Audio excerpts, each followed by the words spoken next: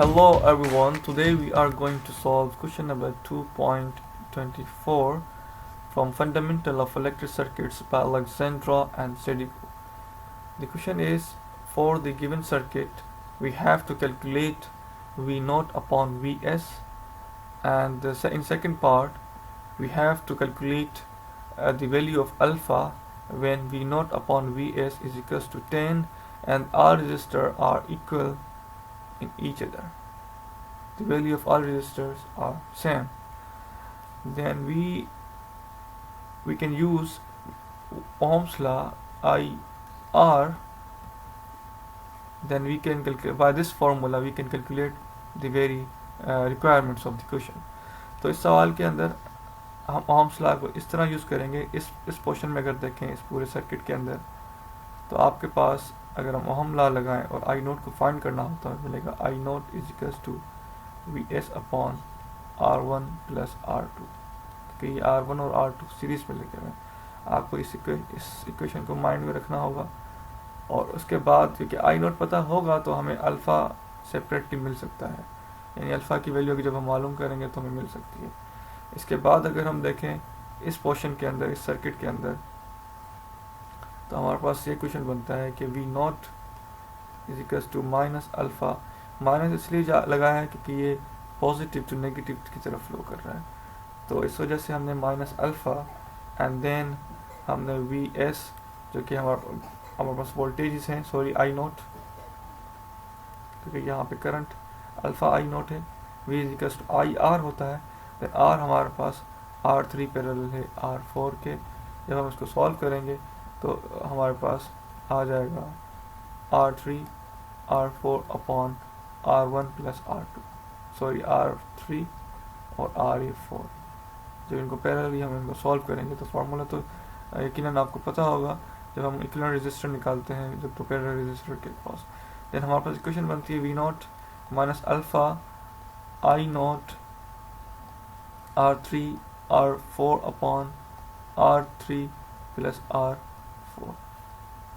Then हमें यहाँ पर आई नोट को रिप्लेस कर सकते हैं क्योंकि ये यहाँ पर हमने आई नोट ऑलरेडी इसकी इक्वेशन डिराइव की हुई है. Then we can put the value in it. Then V naught is equals to minus alpha और हमारे पास V S R one plus R two ये हमने ऑलरेडी कैलकुलेट किया हुआ है. और देन ये R three R four upon R three plus R four. ठीक है, तो ये हमारे पास एक इक्वेशन बनती है इसको, जिसमें हमें ये कहा गया है कि V naught upon V S find करना है.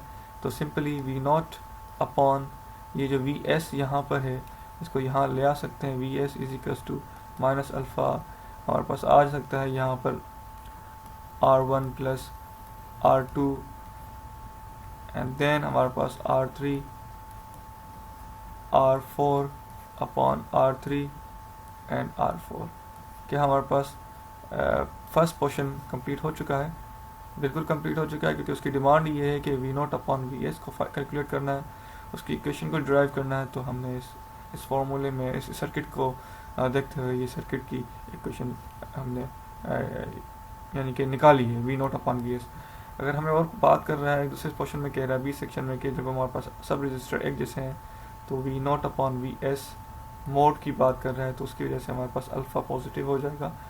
देन यहाँ पर जब तमाम register R one is equals to R two is equals to R three is equals to R four is equals to, हम अगर आर के बराबर कंसिडर करें यानी कि सेम है, तो यहाँ पर R plus R and then R square हो जाएगा, क्योंकि आर और आर, या फिर हम इसको अगर मज़ीद स्टेप एक्सपेंड करें बढ़ाएं तो आर और आर डिनोमिनेटर में हमारे पास आर यहाँ पे प्लस है तो यहाँ पे प्लस आर हो जाएगा. जब इनको मज़ीद सॉल्व करेंगे और ये इक्वल्स टू 10 के बराबर है, जब इसको मज़ीद सॉल्व करेंगे तो अल्फ़ा अपॉन 2r और उसके साथ साथ आर स्क्वायर अपॉन 2r हो जाएगा. क्या ये आर रजिस्टर की स्क्वायर ख़त्म और ये हमारे पास आर कैंसिल हो गया, तो ये बन जाएगा हमारे पास अल्फ़ा अपॉन 4.